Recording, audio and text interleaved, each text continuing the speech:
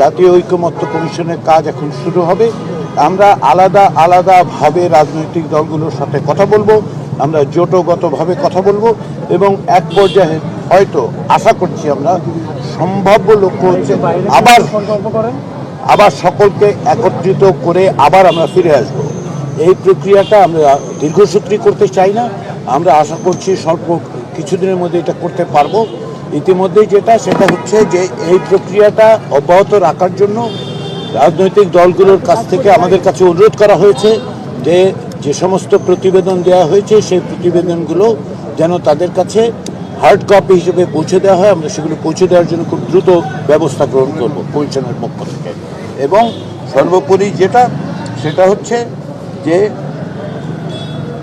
ঐকমত্য প্রতিষ্ঠার ক্ষেত্রে কারো কোনো রকম দ্বিধার কোনো সুযোগ নেই এবং সেই প্রক্রিয়াটাই আমরা খুব দ্রুত অগ্রসর করতে চাই জাতীয়